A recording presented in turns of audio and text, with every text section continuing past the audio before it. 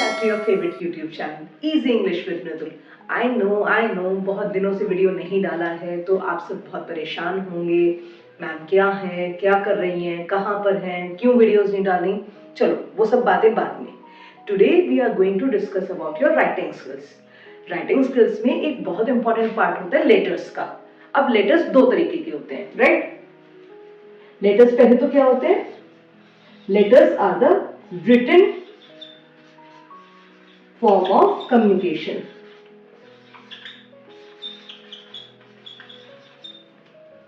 Written form of communication का मतलब क्या हुआ कि आप इसे पेन पेपर पर या फिर अगर आजकल की बात करें तो आप ईमेल के थ्रू भी अपने ये लेटर्स फॉरवर्ड कर सकते हो। ईमेल के थ्रू जो लेटर्स लिखे जाते हैं उनको ईमेल ही कहते हैं, इलेक्ट्रॉनिक मेल्स। और जो आप नॉर्मली पेन पेपर पे मैसेजेस करते हो, लेटर्स लिखते हो, these are your normal letters.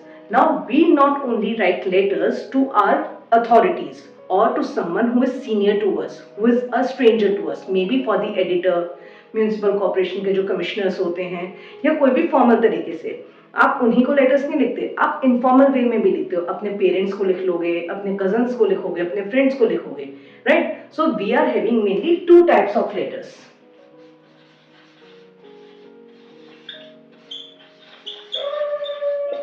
Types of letters में पहला आता है आपका इनफॉर्मल और दूसरा होता है आपका formal letter, right?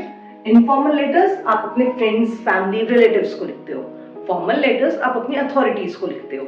So today we are going to discuss about the format of your formal letters only, क्योंकि इनफॉर्मल लेटर्स लिखने में ज्यादा फॉर्मेट के लिए कॉम्प्लिकेशंस नहीं होती, सारी के सारी कॉम्प्लिकेशंस फॉर्मल लेटर्स में होती हैं, because these letters are to be sent to some authorities, so they have to be very formal, they have to be very much particular. ऐसा ना हो कि आपने अपना पूरा लेटर लिख लिया और आपके जो रीडर है, जो आपका रिसीवर ऑफ द लेटर है, उसको पता ही नहीं है कि किसने लेटर लिखा और क्यों लिखा। So let's get started about the format of your formal letters. So friends, before jumping to the topic or the heading of format of the formal letter, we need to understand the different kinds or types of formal letters only.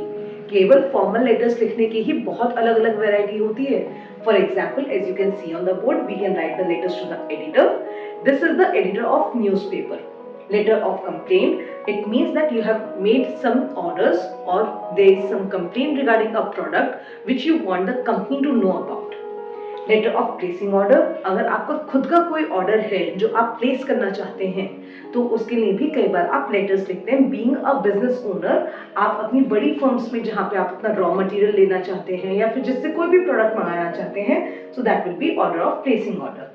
Letter of inquiry, अब आपने order place कर लिया या आपने कोई complaint कर ली, अब आपको उसका स्टेटस चाहिए कि उसका क्या पोजीशन है, क्या उसका प्रोग्रेस चल रहा है, so that will be letter of inquiry. Next will be letter to municipal commissioner. ये ज्यादातर छोटे जो स्टूडेंट्स होते हैं मिडिल विंग के, 6th 7th 8th के, इनके सिलेबस में होता है। Letter to municipal commissioner will be more or less like your formal letter only, because you are writing the letter to the person who is higher in rank or higher in authority with you. Next is the letter to the principal. ये mainly आपका application based होता है। जैसे आप school में applications वगैरह लिखते हो तो वो अपने प्रिंसिपल को लिखते हो, because he is the supreme और he is the head of your organisation. That is why it is your formal letter and it comes under this category only. But ये एप्लीकेशन बेस्ड होता है, जैसे आप school की normally applications लिखते हो। Now let's we are going to focus upon the format of formal letter. Formal letter का format काफी हद तक सेम रहता है, जहां जहां चेंजेस होंगे वो मैं आपको अपडेट करती रहूंगी। So friends, let's discuss the format of your formal letter. It is very easy. अगर आप उसे ध्यान से देखोगे तो आप समझते भी जाओगे, क्योंकि मैं साथ के साथ आपको एक्सप्लेन करूंगी किस तरह से जो आपने अभी वैरायटी ऑफ लेटर्स पढ़े थे उसमें किस तरह से आपको चेंजेस करने हैं। इन the first line, towards your left hand side, हमेशा फॉर्मल लेटर्स आपके लेफ्ट हैंड साइड से स्टार्ट होते हैं। Towards the left hand side, from the first line, we are going to write down sender's address. Now, who will be the sender? Sender will be the person who is sending the letter. For example, in this case, I am writing the letter, so I will be writing my address. In first line, I will be writing about my house number and street number. Second line, I will be mentioning about my city, and in the third line, I will be mentioning if there is something particular about my state. For example, I have mentioned my street and house number in first line.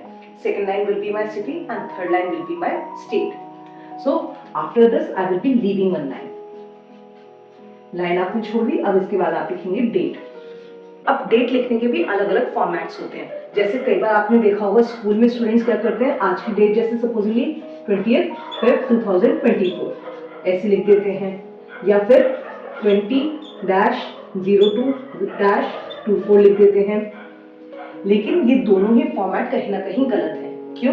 क्योंकि जो formal letters में लिखने का तरीका होता है वो होगा प्रॉपर 20th Feb 2024, या फिर अगर आपको लिखना है आप फेब की पूरी स्पेलिंग लिख सकते हो 20 February 2024। अब इसके अंदर आप बोलोगे कि हम बाकी के महीनों का कैसे लिखेंगे, for example January, March, April, likewise. So you will be writing like this only. If you want you can write down the complete month spelling, और if you want you can write down the first 3 initials. अब बारी आती है मई, जून और जुलाई months की। ये 3 letter या 4 letter months हैं आपके, तो उनके लिए आप पूरी स्पेलिंग लिखोगे। उसके लिए नहीं करोगे MAY डॉट, वो तो मई पूरा हो गया। जून के लिए या फिर JUN डॉट, वो नहीं, उनके लिए आप पूरी स्पेलिंग लिखोगे। After writing the date again we are going to leave one line. After writing the date we will leave one line and we will write down the receiver's address. अब receiver कौन है? Receiver will be according to your question, कि वो आप letter to the editor को लिख रहे हो, लेटर टू द प्रिंसिपल है, लेटर टू म्युनिसिपल कमिश्नर है, या कोई और आपका इंक्वायरी का या रिक्वेस्ट का आपका लेटर है। So after writing in receiver's address we will be writing the and then the post of the person to whom you are writing the letter. Second line we will be mentioning about the name of the organization where you are sending this letter, and in third line we will be mentioning about the city where we are writing this letter. After that again we will leave one line and then our subject will come. Now this subject is again dependent upon our question कि हमारे question में किस reason से हम ये letter लिख रहे हैं। Subject you can write down in capital letters, और if you are writing in sentence case कि अगर जैसे हम normal sentences में लिखते हैं कि first letter capital किया और फिर बाद में, तो you need to underline it. If you are writing in capital letters, no need to underline it. Basically उसे highlight करना होता है. After writing the subject, again we will leave one line. Now here I will be writing my salutation. Salutation का मतलब होता है greeting words for the receiver of the letter. जो letter को रिसीव कर रहा है उसके लिए आप ग्रीटिंग वर्ड्स कर रहे हैं। For example respected sir, respected ma'am.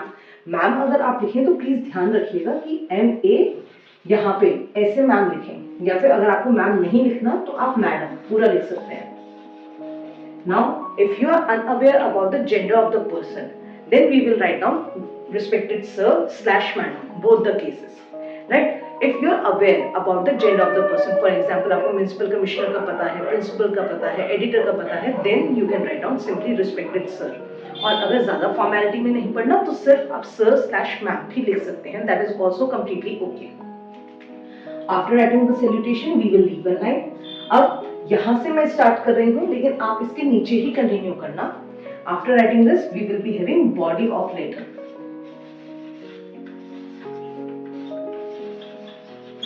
Now in this body of letter we would be having at least 3 paragraphs. 3 paragraphs होंगे.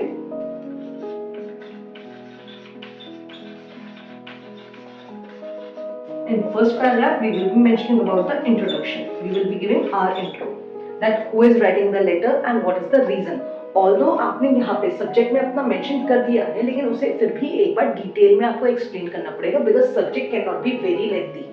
सब्जेक्ट से आप सिर्फ और सिर्फ अपने रीडर को, अपने रिसीवर को आइडिया दे रहे हैं कि आप लेटर क्यों लिख रहे हैं. यहाँ पे आप थोड़ा सा अपना इंट्रोडक्शन देंगे कि आप कौन हैं, आपकी डेजिग्नेशन क्या है, कि आप किस पोजीशन पे काम करते हैं और आप ये लेटर क्यों लिख रहे हैं. Second paragraph will be a detailed paragraph where you will be mentioning about all the details that you need to know as in letter of inquiry, या फिर आपको अपनी तरफ से कुछ डिटेल्स देनी है कि आप किस किस रीजन से वो लेटर लिख रहे हैं. फॉर एग्जाम्पल लेटर टू आपने एडिटर लिखा, तो वो कोई तो रीजन होगा कि आपके एरिया में पावर शॉर्टेज है, या फिर पॉट होल्स हैं, या फिर कोई भी रीजन जो भी आपको करप्शन वगैरह, जिस भी रीजन से आपको अपना लेटर लिखना है. And the third letter will be your conclusion. Right, conclusion में होती है बेसिकली आपका लेटर एंड होने लगता है. After writing these 3 paragraphs, this will be your body of letter. After your conclusion, we will leave one line, and lastly, we will be having your closing note. Closing note क्या हुआ? जैसे आपका thanking you, yours sincerely, yours truly, वो सारा। अब हमें समझ में नहीं आता कि हमें योर्स ट्रूली कहाँ लिखना है, योर्स सिंसियरली कहाँ लिखना है, तो जब आप अपने प्रिंसिपल को लिख रहे हैं आप लिखेंगे योर्स ओबीडिएंटली या योर्स सिंसियरली, और बाकी सबके लिए आप लिखोगे yours truly. After the closing note we will be having your name and your signature. Make sure to mention your name in capital letters, क्योंकि कई बार होता है सिग्नेचर में आपका नाम क्लियरली समझ में नहीं आता, तो आप यहाँ पर जब अपना नेम लिखेंगे तो वो ज्यादा कैपिटल लेटर्स में क्लियर होता है। And lastly you will be writing your post और योर डेजिग्नेशन, जो आपने अपने इंट्रोडक्शन में मेंशन करी थी, याद है आपको? वही वाली डेजिग्नेशन आपकी यहाँ पर आएगी। So like this we are completing our format of your formal letters. Formal letter का फॉर्मेट एक बार फिर से देख लीजिए। Sender's address, the person who is writing the letter, according to the question you will be writing the letter, that in the first line you will be mentioning about your house number, street, like this. In second line you will be mentioning about your city, and in the third line if you wish you can mention your state as well. After that we will be writing date. After leaving a line, date will be in this format and this will be long, right? After writing the date, again we will leave one line. After that we are having receiver's address.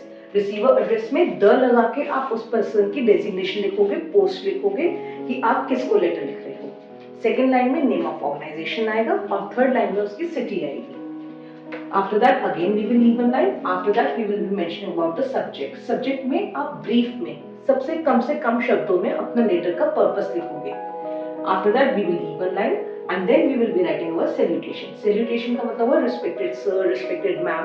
Ma'am लिखेंगे तो उसे इस तरह से लिखेंगे MA''AM, क्योंकि ये contraction है आपका मैडम का। आप चाहें तो सर या मैम भी लिख सकते हैं। After that we will leave one line. After that we will be having body of letter. ये इसके कंटिन्यूएशन में ही लेफ्ट साइड से ही स्टार्ट होगा सारा। In body of the letter we are having 3 paragraphs. First one will be your introduction, that who is writing the letter, why are you writing the letter, although you have mentioned in the subject, but still you will be mentioning that. In second paragraph, that will be a detailed paragraph in which you will be mentioning all the necessary details according to the question. And lastly, we will be having our conclusion, that I hope this letter of mine finds a suitable place in your newspaper, like that. Again, leave one line. After that, we will be having closing note, like yours sincerely, yours truly. After that we will be having name and signature, because your name is most of the cases is not easily understood by your signature, that is why we are mentioning our name. And lastly, in the last line we will be mentioning our post or the designation as we have mentioned in our introduction. That's all for today's video, children. I hope you all have understood the format of your formal letters, and this video will help you out in your exams and other competitive things, so that you can easily prepare for your letter of your editor. Thank you so much. Please do like and subscribe the channel.